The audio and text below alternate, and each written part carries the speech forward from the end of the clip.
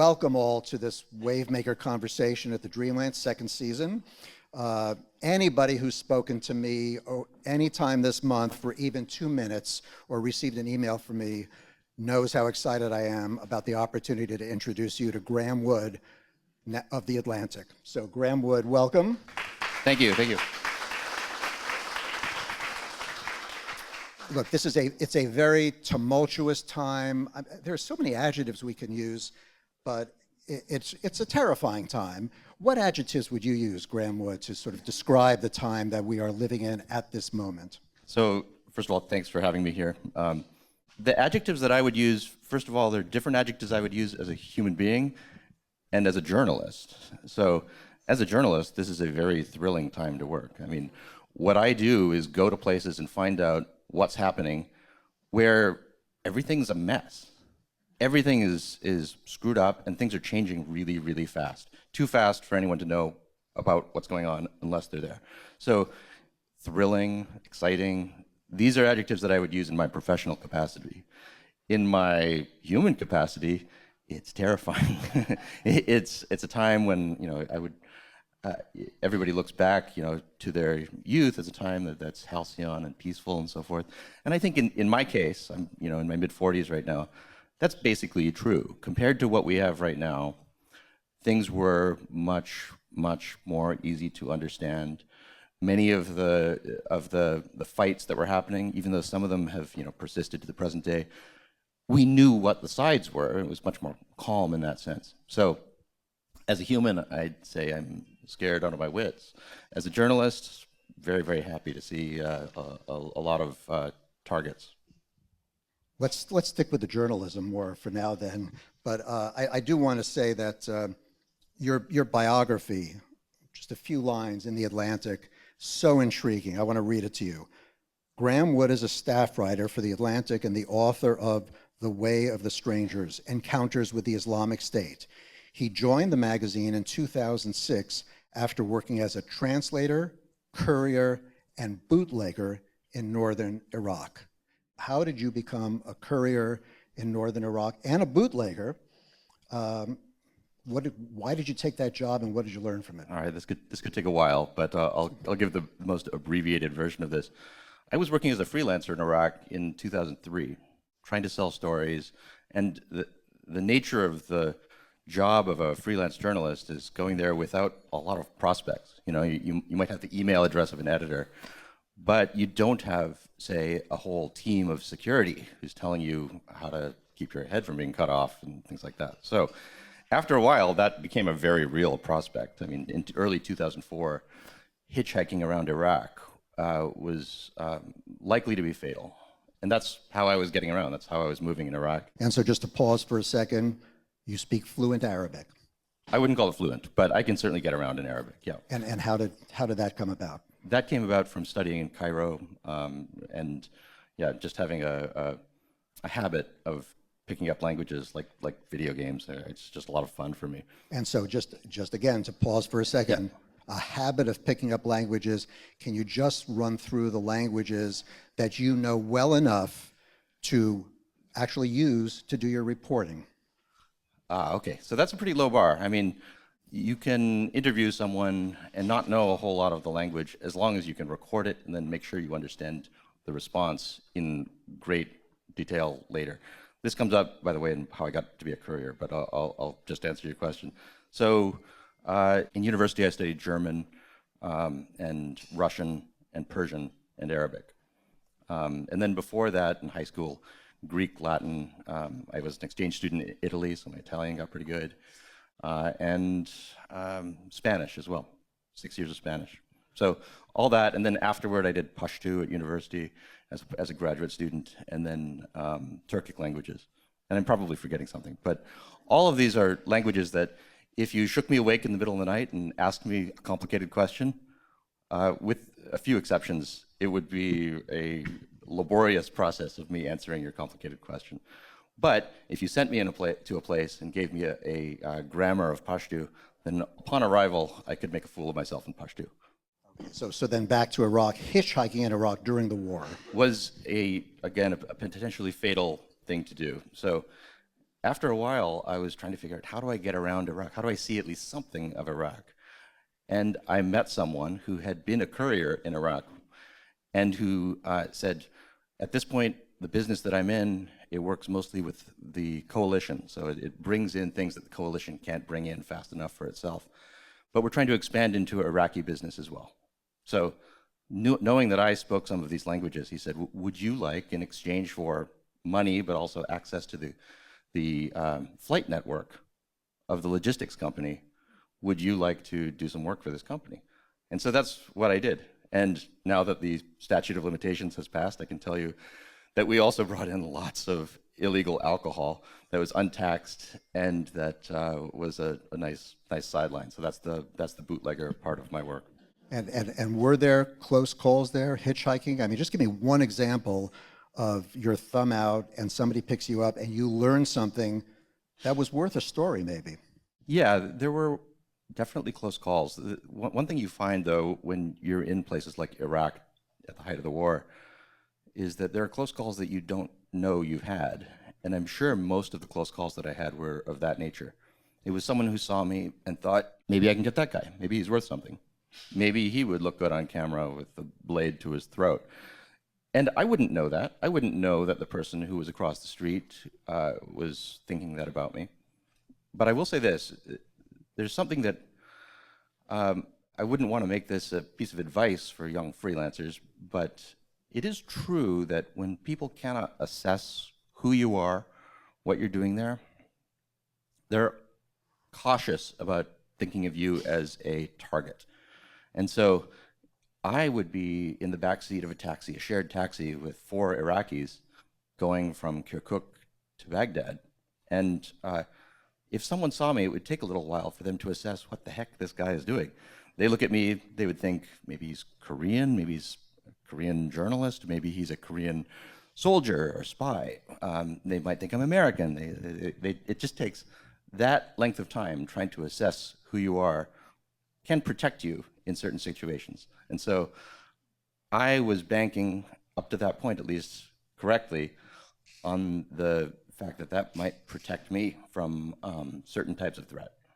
So threat after threat after threat led you to hitchhike through Afghanistan. It led you to multiple trips through Saudi Arabia, which then led to you being the only journalist to have interviewed MBS, the Crown Prince, not long ago, correct?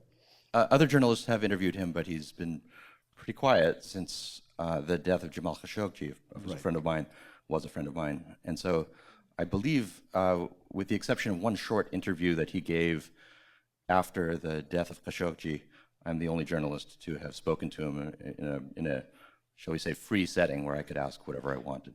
And so I want to learn something from that, and I want you to share some stories there. But right now, we really have breaking news. It's an evolving story. Hezbollah sent missiles into northern Israel, killed a lot of children who happened to be Druze, an offshoot of Islam. And apparently, the Israeli military command has orders or has been given permission to move forward on some kind of plan. And every time we talk about that, we think there is a danger that this war is going to expand and there's just going to be a regional conflagration.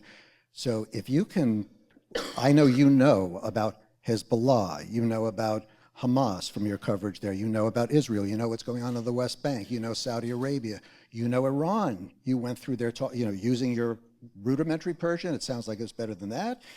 You know Yemen as well. So now I'm going to stop talking and just say, take us for a tour of the Middle East and tell us what should we be noticing in the coming weeks, which are really fraught. So the first thing to notice is that the war is already happening. The regional version of this war has been already happening for about 10 months. So soon after October 7th, I went back to Israel. I'd been there for much of last summer, covering the protests over judicial reform. After October 7th, when I got to Israel, one of the big questions was, is this war already moving into Hezbollah territory in Lebanon?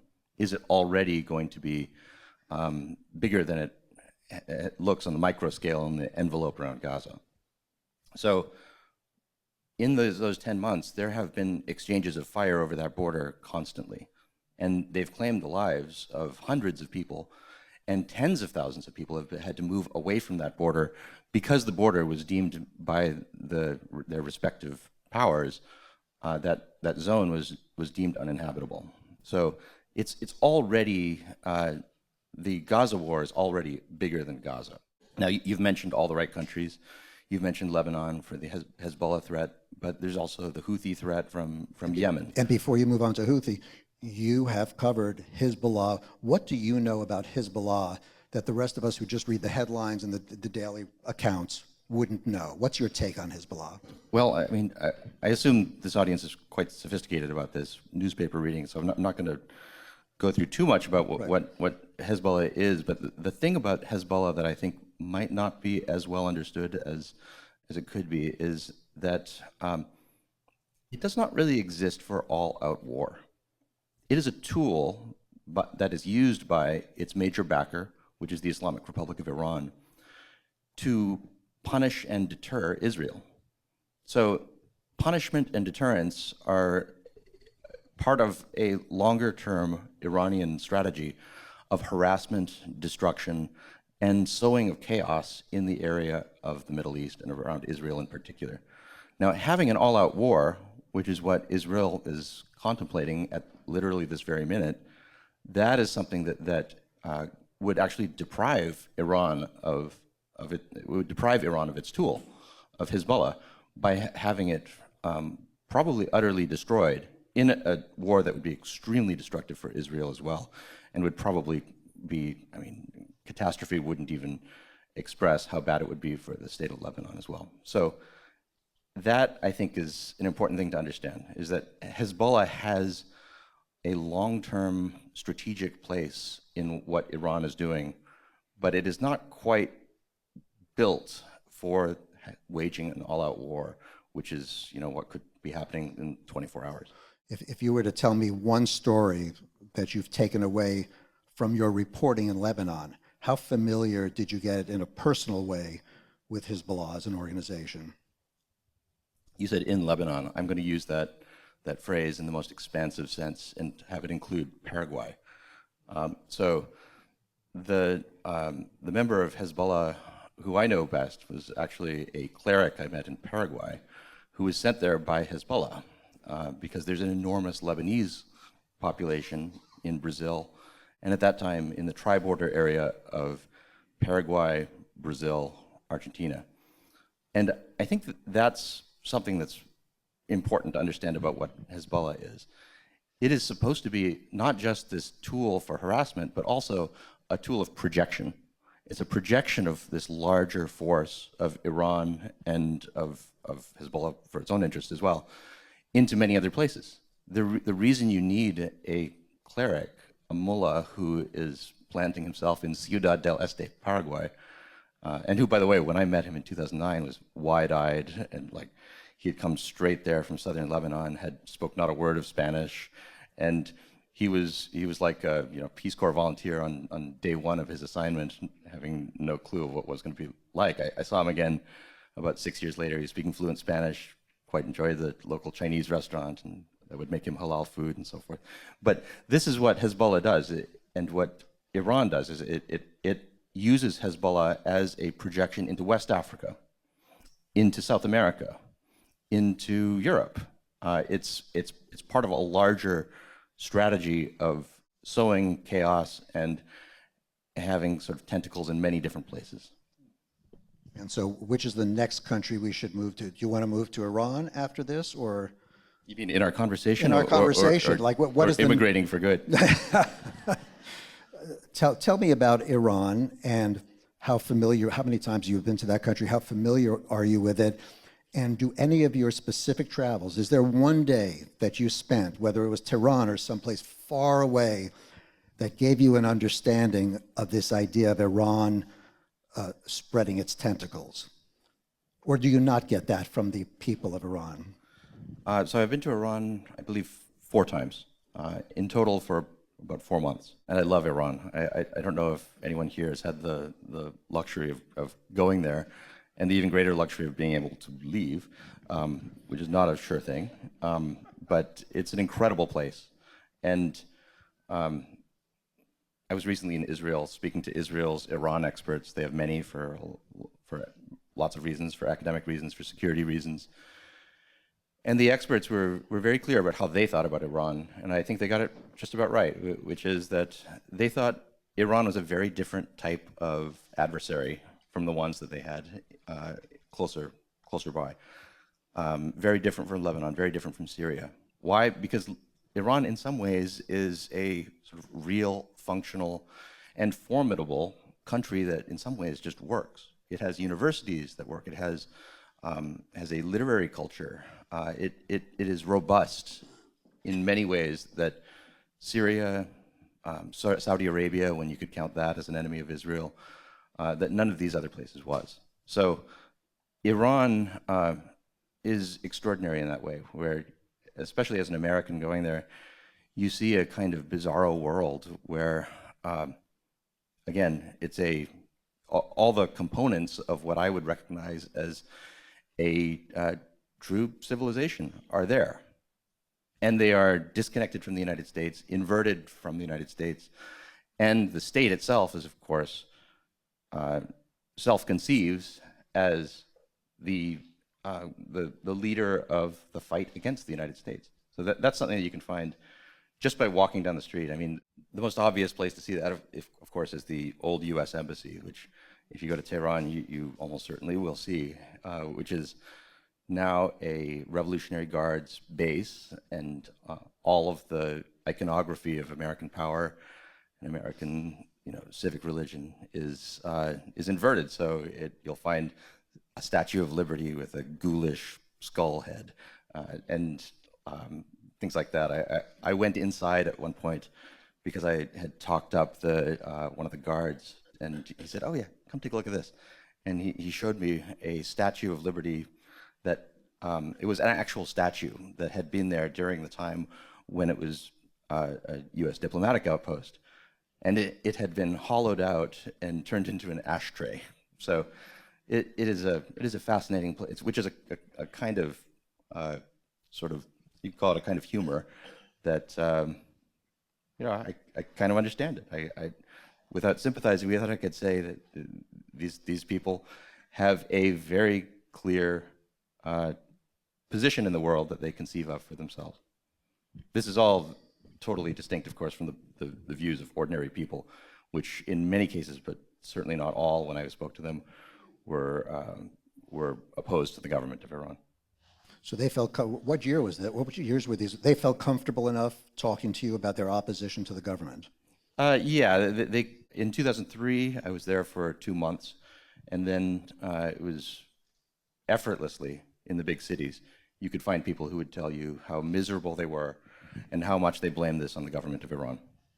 Now, you could also go to smaller cities in particular, and you could find people who said, this government has done great things for us.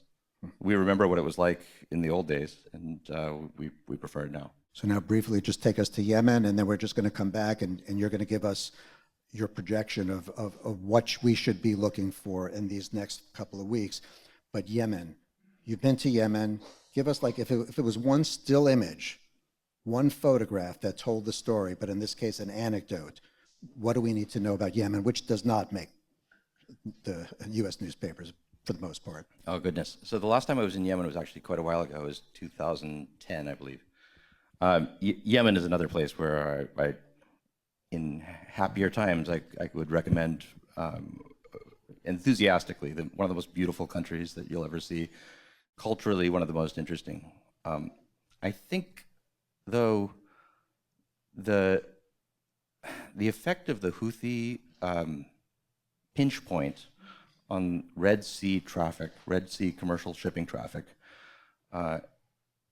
is more serious than almost anybody is giving it credit for, and people are giving it credit for being quite serious.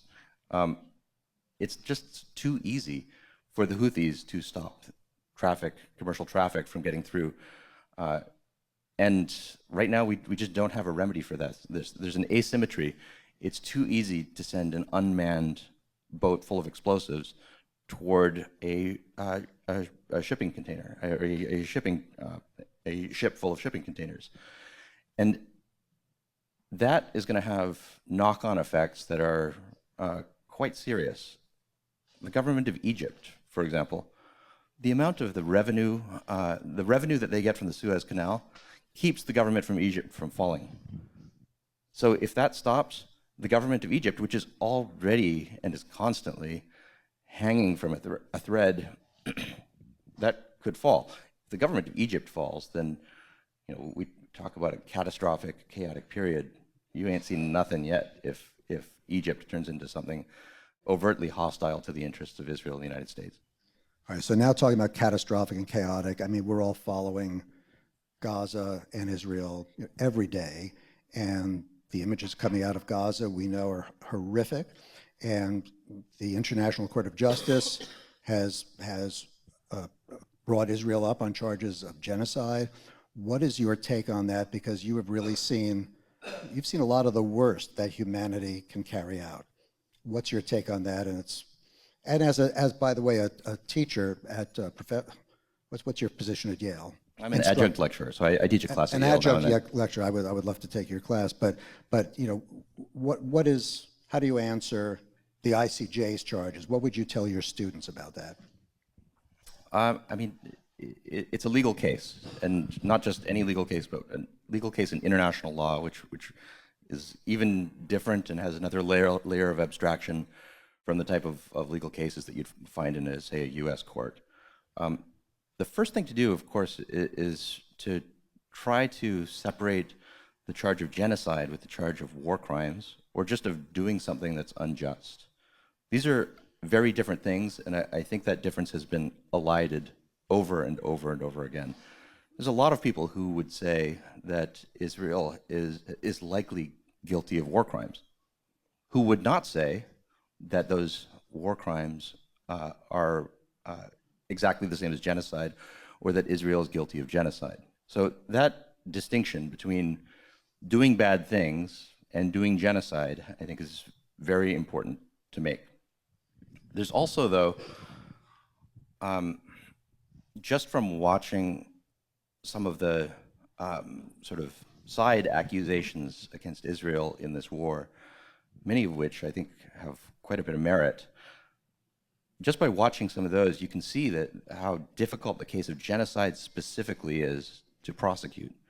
So some of the accusations are Israel was so infuriated by the October 7th attacks that it has aggressively attacked Gaza. That seems quite possible to me, that that's exactly what has happened. That is actually a defense against the charge of genocide in a way. The charge of genocide is that Israel has tried to extinguish in whole or in part a people. Now, you can aggressively wage a war to the extent of committing war crimes, and if that's what you're being charged with, then also saying that you are trying to extinguish, you could say, well, that's why, in effect, you're pleading guilty to the lesser offense, saying, yes, we have aggressively, perhaps too aggressively, waged a war, but if that's why you were so aggressive, then that might not be, you might not have done that because you were trying to extinguish the people who you were in that case killing and too aggressively killing. So let me ask you, because you were in Iraq during periods where the U.S. was fighting in urban environments, and you have not been in Gaza. I think you said in some interview you were in Gaza once, a long time ago. Let me ask you something, because independent journalists have not been able to get into Gaza. If Gaza opened the door to independent journalists right now and you were able to go in there, where would you go? And what do you not know about what's going on in Gaza now that you really think would be important to know? Yeah, so where I would want to be is embedded in one of the Israeli units that is in Gaza. So during the Iraq War, during the Afghan War, that's what many journalists like me did. I was independently of such units in both of those wars, but I also embedded with them. And what do you get from that? First of all, you get compromised. That's fairly clear. You know, these people, these soldiers, American soldiers, Canadian soldiers, British soldiers, Dutch soldiers, all of whom I spent at least some time with, they're protecting you. So that's obviously going to affect your objectivity about what you see. But what you're also going to see is things that happen, along the way. And you get this kind of view of what they think and what they're doing that's more like what an ethnographer does than what a journalist does. You overhear them, sometimes overhear them saying things they don't even know that they're saying. Do you recall anything you've ever heard that sort of enabled you to capture the sense of the U.S. military, now veteran? Yeah, so in Iraq, trying to think of a specific case of this, but you spend a long time with these people, with soldiers and Marines in Iraq, and you find out, like, what do they think of the Iraqis who are around them? Do they hate them? Do they fear them? Do they hate and fear and want also to save them? Of course, all of these emotions are happening at once. What we just don't get, because the Israeli military has denied repeatedly requests for journalists to see what's going on by being shoulder to shoulder with them. I request roughly every month or so, I say, can you bring me into Gaza? Can you allow me to embed and see what you are doing? And the answer is always no. No, we're not doing that. And there's all sorts of reasons why that might be. There's many inferences that you can draw depending on how cynical you are about what the IDF is doing. In the case of the US Canadian forces, I was able to see that, yes, what they were trying to do, they were certainly trying to do what they said they were trying to do. They were trying to prop up Afghans and Iraqis to have control of their own country so that they could leave. That was the hope. And any conversation with them, even just a few days, you could tell everybody, certainly from the lowest, but to the highest level officer I spoke to, nobody wanted to be there. They all wanted to go, and their ideal outcome would be for tomorrow, some Iraqis would be there doing their jobs, some Afghans would be there doing their jobs. Now, if you go to that with the IDF, I'm sure many of them would like to be home, but would you also hear them say that they hope that the Palestinians, the Gazans who are living in Gaza, would not be home? Would they prefer that they be gone for good? These are the kinds of conversations that you would either have with soldiers or overhear them having with each other that I've had no access to. The only thing we can see is on social media, you can see a very biased, I think, in many different, in whatever direction the account is coming from, a view of these things, but actually seeing it with your own eyes, which is what I do, that's not been possible. Now, continuing to move on with what you see with your own eyes, I mean, you were brought into the palace of MBS. 2 palaces, right? Correct, yep. So tell us. He has several. Yes. Yeah. Tell us what you learned. I mean, it's a fascinating case study in power, how one accumulates power, how one exercises it. We've heard that the MBS is a reformer on the one hand. On the other hand, he's a brutal guy. What did you learn about MBS in your multiple conversations with him? Yeah, so first I'll tell you what it's like just to get into the room with MBS. Not easy. It took months of going around Saudi Arabia, meeting people, being vetted by the Saudis, and also, they wanted to know what I was going to ask, because it was very clear from the first discussions about an interview taking place that there would be no restrictions on the interview, that I would be able to ask any question I wanted, and I would be able to publish anything that I observed, anything that he said. So there was, after this long period of going around Saudi Arabia, both independently and with minders who would not leave my side at certain points. At one point I was just told, you should show up on the runway in Riyadh at the Royal Terminal and expect to get on a plane. And the plane will go somewhere.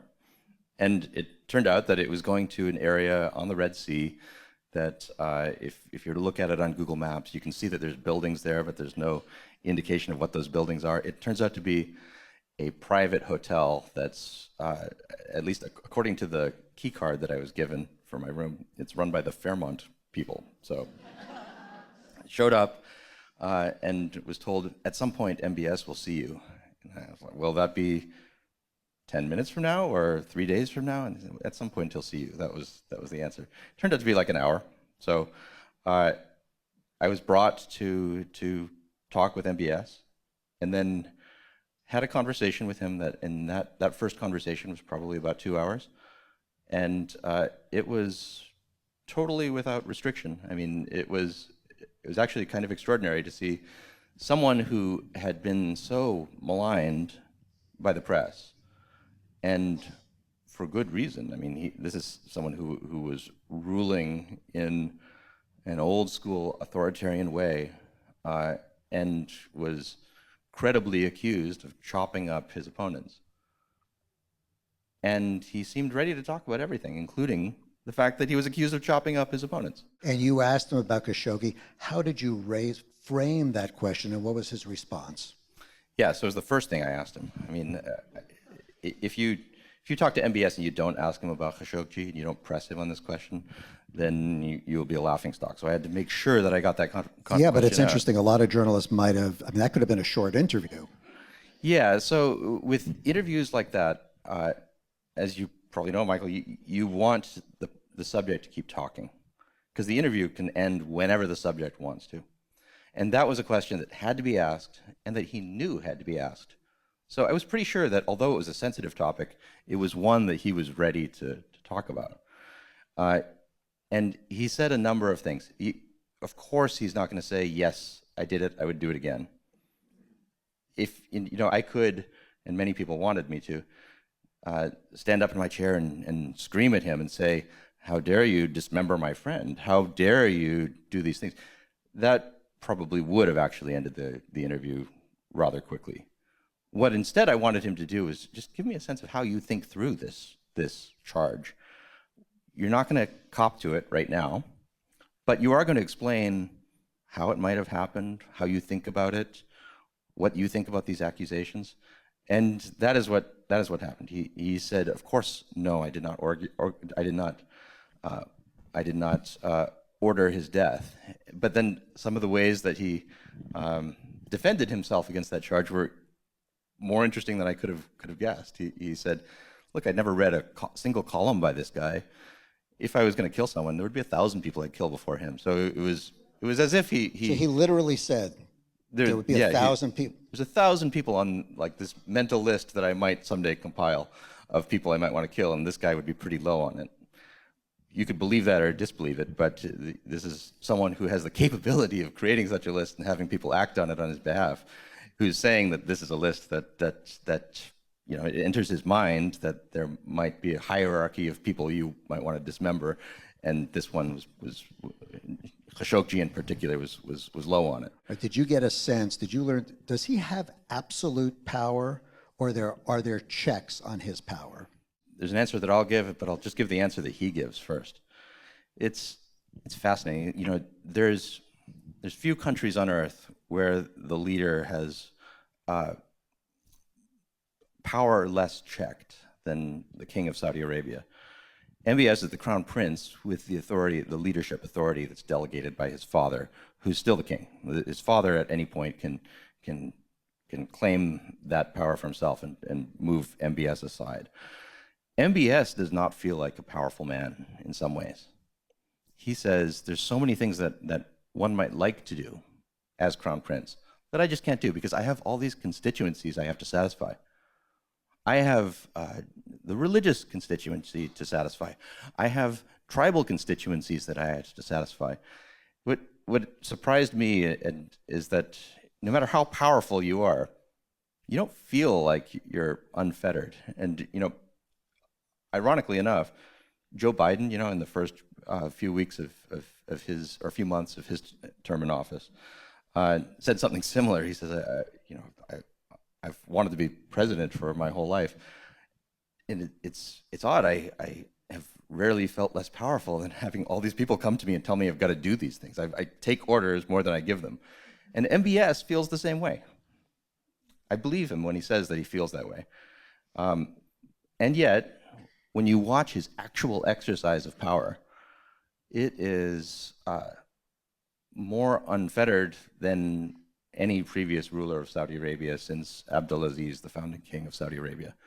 The amount of power that was distributed in the past to other royals, to tribal leaders and so forth, that he has taken for himself is extraordinary. It's a consolidation of power that the kingdom has not seen, certainly in my And lifetime. interestingly enough, learning from your writing, he has used some of that power to liberalize society, provided he gets the credit. Yes, that's exactly right. So famously, in Saudi Arabia, women were not allowed to drive until very early in MBS's reign. And if you ask the Saudis, who had the best PR money could buy, or their money could buy, why don't you let women drive? In most of the Islamic world, women can drive. And they would say, if that happens, then we will not be able to control the morality of our people. There will be prostitutes in the street. There will be all these moralizing answers to the question. And then MBS said, I think we're just going to do this. They did it, and it was done. Almost impossible to imagine that it would be reversed. If you go into traffic in Saudi Arabia today, you'll see women all over the place who are driving. It's a totally normal thing. It was done because he said so. And now this is something that, had you asked American diplomats or senators 20 years ago, what do you want Saudi Arabia to do? They would have said things like, eliminate these silly rules like women not being able to drive. He did it like that, and he wants the credit for that. And I think he's tremendously bummed about the fact that if you ask people, what do you think of MBS, they talk about the fact that he dismembers a Washington Post columnist now and then, rather than that he did what even the enemies of Saudi Arabia asked Saudi Arabia to do 20 years ago. So it doesn't sound like he fits into the following. And by the way, we're going to open this up to questions in about, I would say about 5-10 minutes. But you called yourself in one of your pieces a connoisseur of brilliant lunatics. Does he even come close to that category? And if he doesn't, give us an example of a brilliant lunatic. All right, that's a great question. He's brilliant in a sense. He was chosen by his father, King Salman, to be the successor, and he was not the first one you might think would be chosen from the large number of sons that King Salman had. One of the sons went into outer space. He's an astronaut. One of them has a doctorate from Oxford. So these are people who have clear competence, and also the kind of approval that you get from interacting with the outside world. MBS had basically never done anything outside of Saudi Arabia, but he did have a kind of genius, political genius, that comes from being at his father's side and watching his father, who was the governor of Riyadh for decades before he became king, watching his father deal in kind of the equivalent of Saudi retail politics. And I think his father did see brilliance of a sort in that son, as well as a kind of grit, the willingness to fight through a lot of opposition and do that in a brutal way at times. So, brilliant lunatic, probably not. One person I did have in mind when I said brilliant lunatics was the subject of one of my last features for The Atlantic, who I invite anyone in the audience who has heard of this person to incriminate yourself by raising your hand now. He's known as the Bronze Age pervert on social media. Okay, so the fact that no one's raising their hands means that maybe lunacy is not the charge that I'd levy against you. One person who does follow the Bronze Age pervert is our vice presidential nominee, J.D. Vance. So the Bronze Age pervert is a recent graduate in political science from Yale who has mixed a kind of Borat-style diction with a kind of neo-reactionary politics, and has found a very enthusiastic niche on the right and on the Trumpist right. And the guy, I don't hesitate to say, is brilliant. The fact that he can do this is incredibly funny. It's incredibly disturbing, because the upshot of this neo-reactionary politics is that he wants the creation of a kind of almost late Japanese imperial monarchy in the United States. That is a militaristic, masculine monarchy in the United States. And he has done this in a way that this horrifying prospect, he's written about this in a way that is actually hilarious, very interesting to read, and has created an audience for himself that has now come almost to the office of the vice president. So that is, I would say, one of the types of brilliant lunatics that I am a connoisseur of. Last question for now, and then I want to open it up. Look, there are all these battles. You had a piece called "The Case for Platforming Your Enemies," and we are now in a society where there is a lot of debate, especially on college campuses, about, we do not want this person speaking because that would, in a sense, be putting our stamp of credibility on that person. We don't like what that person says. You feel, not only in that context, but in the context of whether it's NBS or anybody else, that it's really important to give your enemies or adversaries a platform. Tell me how that plays out, both, what you see on campus at Yale and in other places. Yeah, I mean, this is something that I view as a non-negotiable view for journalists. Journalists have to talk to people who they dislike. They have to talk to people that they find repugnant. They have to speak to people who are in power, irrespective of what their personal views of those people are. And the reason they do that is to say things that are against that person's interests, say the things that the person didn't intend to say. And the only way you get someone to do that is by getting that person to talk in an unscripted place, in a place where the person can be spoken back to, crucial. And that journalistic methodology, I think, is the only one that I can really imagine practicing. I find that at universities, and the one that I sometimes teach at is not exempted from this, the wisdom of using that methodology has been lost somehow over the last couple generations. There is, instead of a willingness to bring in people who are considered odious by the majority of the community, there's a desire to somehow hurt them by excluding them from the campus. And I don't see how anyone is really better off because of that. When I was a student, if someone was invited who was from the KKK or from some other odious organization, then there would be protests for that speech. But the speech was completely thinkable. It would be weird because it's in that case, it's unlikely that someone in 2001 or in 2024 from the KKK would be relevant. But if you found someone who was actually representative of a tendency that existed and that had the possibility of touching power, then you'd want that person to speak, and you'd want to find out more about that person.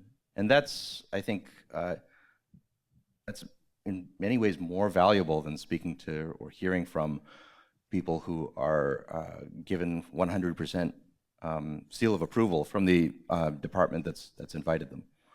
It just happens less and less now, and I think that's a shame.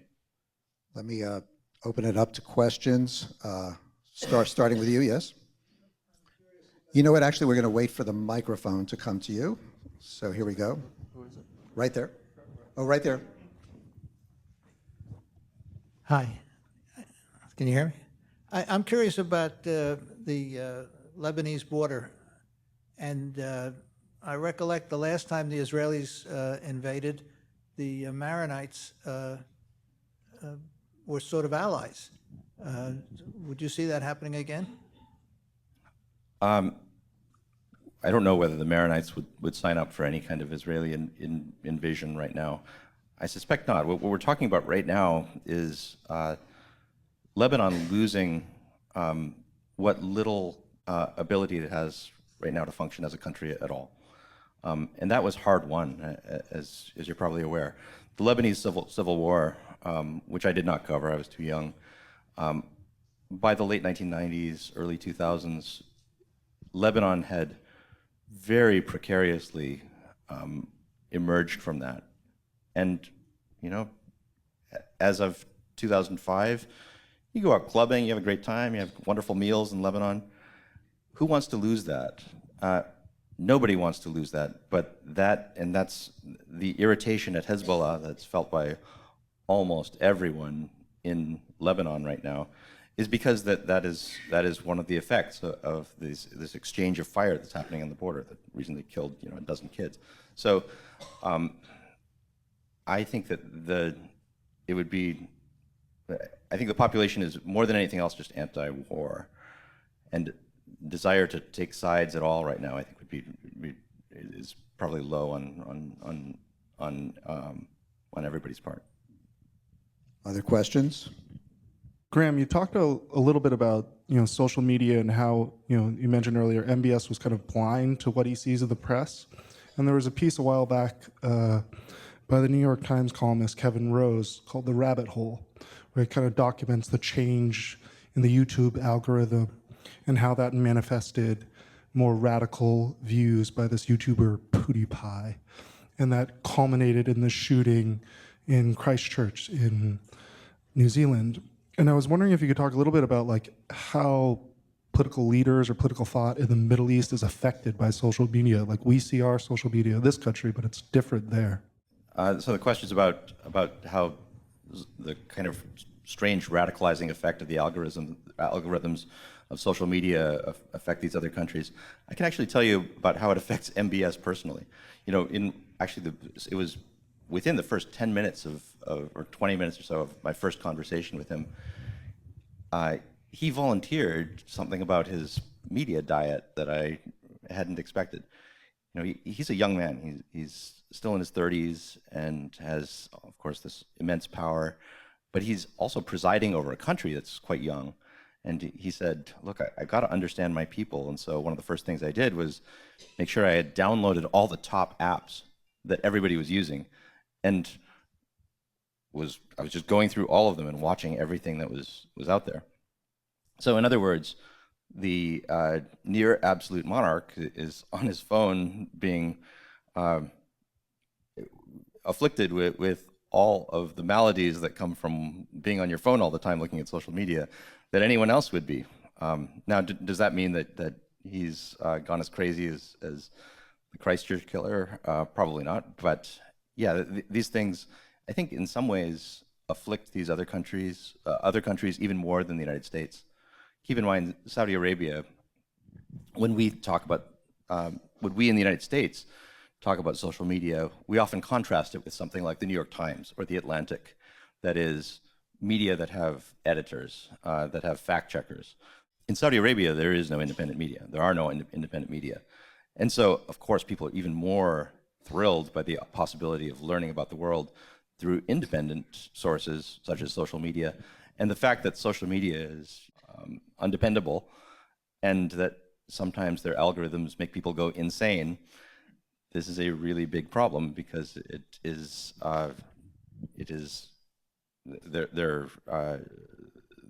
because the social media are so popular in places that don't have a free press as an alternative.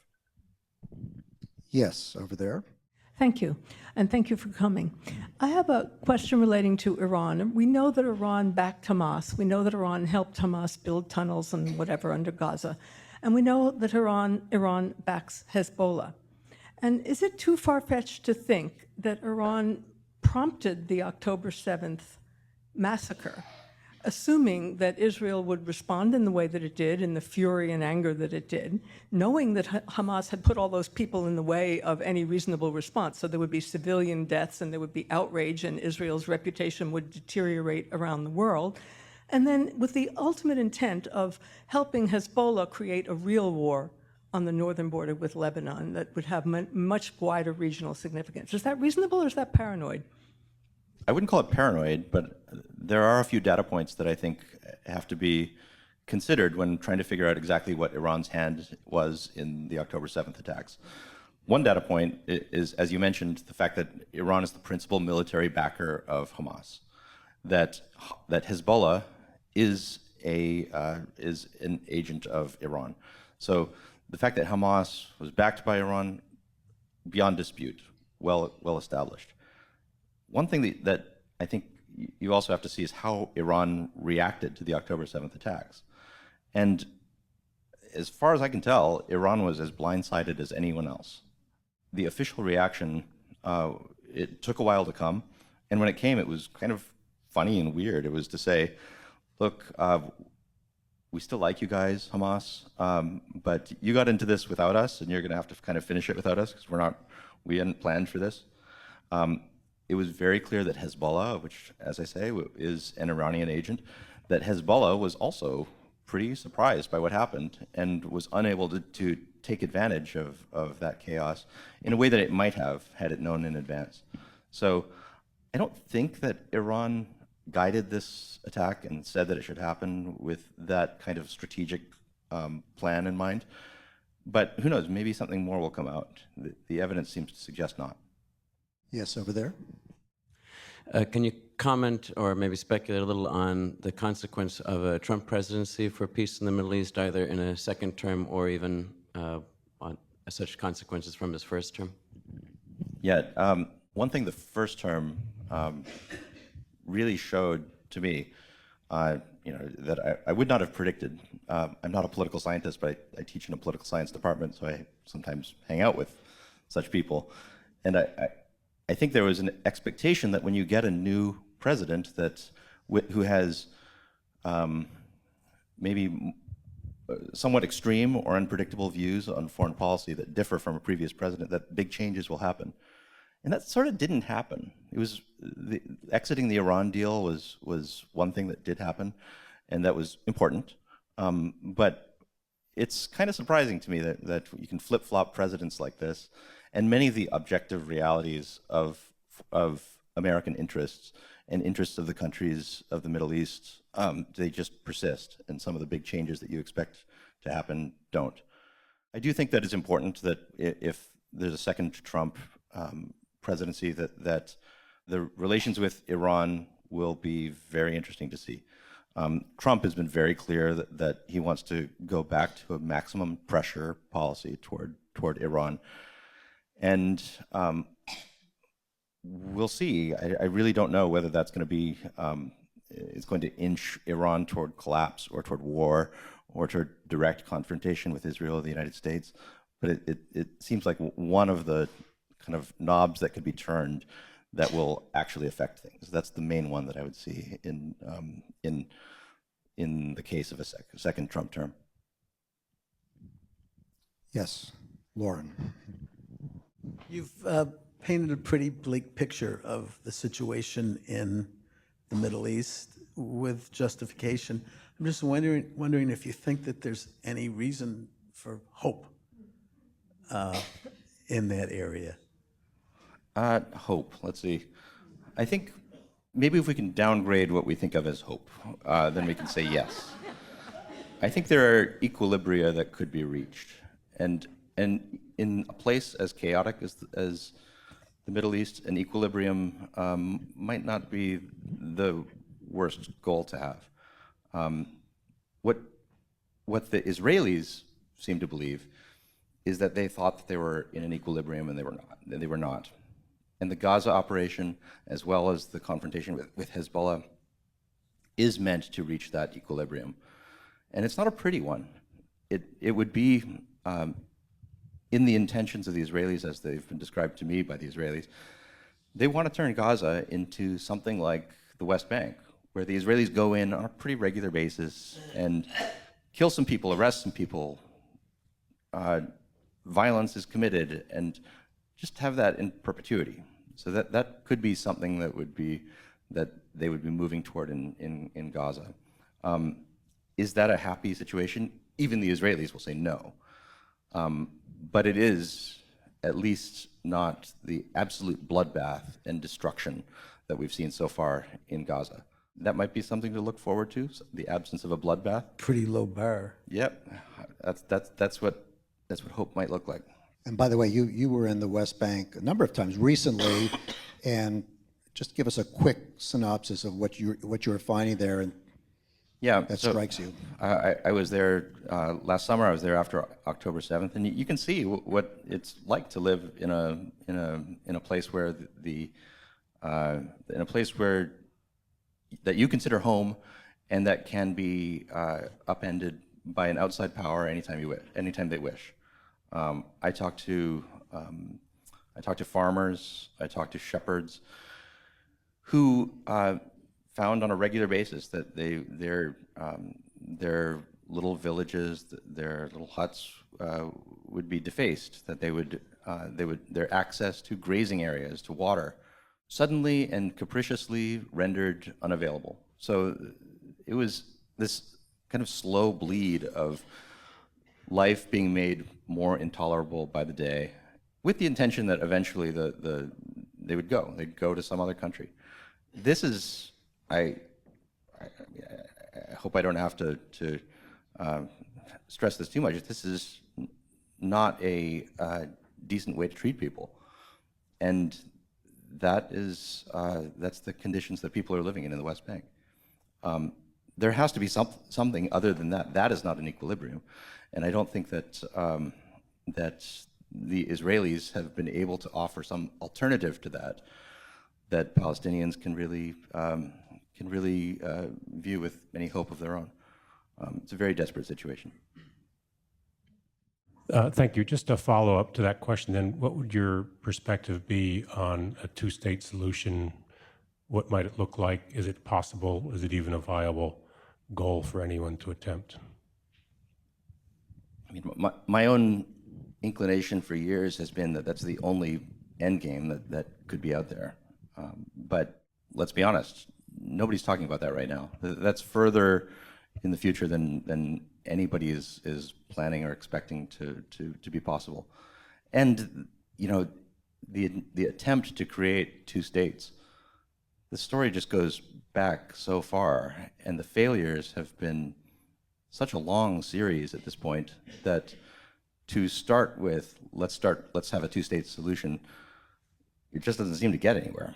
So I don't blame those who think of this two-state solution as a starting point for that's what this is going to be, who think that is a naive way of approaching the problem. Can I finish this up with a final question, which goes back to your knowledge of history and your obsession with languages, including, you told me, the so-called dead languages of Latin and ancient Greek. And you know enough, I guess, about the Iliad and the Odyssey you've reported from Troy. It's unbelievable. And in fact, you did a book review of the latest translation of the Iliad and picked apart the words that were translated and how they were translated. The reason I raise this is that everybody here has been looking for some hope from you, and they haven't gotten it. And I just wonder in the big sweep of history, because one of the points you made in this book translation was it didn't quite capture the barbarity of what happened. And unfortunately, we didn't talk about ISIS, but you have obviously seen a lot. You've spoken to people who are motivated to do these horrible things. You wrote, you should all just look through all his pieces. Just go to the homepage in The Atlantic. You'll see his reporting from southern Israel after October 7th and conveying the horrors there. Is it as bad as it was back then? No, things are much better. The conversation's over. Let me tell you, I often, people will say, you must be a terrible party guest. You bring this horrible news about the world everywhere. It doesn't feel horrible to me in certain senses. Mainly that I go to places and try to learn about things because the world is an interesting place, because the world is fascinating, because I find, I don't go looking for hope, but I find that the world is in some ways like just richer, more fascinating every time I start a story, whether it's a depressing one or one that gives some grounds for optimism. You mentioned ISIS. I spent a long time working on ISIS and talking to people who were part of ISIS, members of ISIS, ideologues within the ISIS camp. And in some ways, what could be more depressing than this? These are people who want to bring about the end of the world and are really giving it their all, a really good shot at it. And man, these were very happy conversations in a way, because what you find out is that the people who you're talking to are not just humans, but humans who have views of the world that tend to expand your own view of what the world can be. expand your own view of what humanity can be. Now it's expanding in directions that I don't approve of, but in that sense, it gives me a deeper appreciation of the species that I'm a member of, and that's an amazing thing. With the Iliad, you know, I found this is a translation that just came up by Emily Wilson, a classicist at Penn. And although I found some faults with it, I recommend it highly. It is a excellent way to get into to the Iliad and to the broader culture of ancient Greece. What is ironic, though, is that the closer that you feel to the culture of ancient Greece, and especially the martial culture of ancient Greece, the more you realize that these people are, in some ways, they feel like aliens to modern people. I mean, the things that they're doing to each other, the views of what is good in life that they have, even though they're part of the civilization that in some way has spawned our own, they're as if from outer space in the way that what they think about what the world is and what matters. So, yeah, to have a deeper appreciation of this is a treat, and I love it, and that's my favorite part of this job. So if you don't mind, the very, very last question, because I happen to know that, and by the way, he's had that cough for 3 weeks. I confirmed that before he came. Yeah, it's just the end of the cough. Don't worry about it. So seriously, don't worry about that. I did open the car windows when I picked him up, but it's a small point. Somewhere you wrote that when I look back at some of the risks, like the hitchhiking during the Iraq War, the risks that I have taken, me today would have told that person, bad idea. How do you, I mean, when I was working at CNN for many years and starting during the Iraq War, 2001, and every day I would come home from work and, the threat of terrorism was there, and this was after 9/11, and my kids would ask me, what stories did you work on today, Daddy? And I would have a hard time figuring out how to frame that. What are you teaching your kids about the world that they are living in and entering? I suppose, I haven't really thought about how my work interacts with these questions, but I suppose the main thing is living without fear. The fact that the world is in some ways catastrophic does not stop me, and I hope does not stop other people from understanding that they can live full, happy lives, aware of the risks that are in the world, aware of the political uncertainty, but not ridden with anxiety over it, not changing what they do, not compromising their values over it. So this came up often when I used to talk to people about ISIS during the height of ISIS. They would often come up to me and say, would you avoid large gatherings? Would you recommend that we curtail civil liberties in certain European countries? And my answer is absolutely not. That is the main thing I think that people should understand about the darkness in the world, is that the knowledge of it does not force you to change your own lives or to live in a timorous way. So I think it's great when people can avoid that, and I would counsel my own loved ones to try to avoid that. It's always my firm belief that if we have a conversation with somebody like you and you ask enough questions and it's just purely driven by curiosity, there is going to be hope somewhere there, and I'm going to take that away as actionable intelligence. Not to live with, just to live without fear, and to reemphasize that. One of the most valuable things we have to give anybody these days is our attention. Everybody's looking for our attention, and to have your attention here has been really such a treat. And I want to thank you for coming to Nantucket and sharing just some of your wisdom with us. It's been a treat. Thank you very much.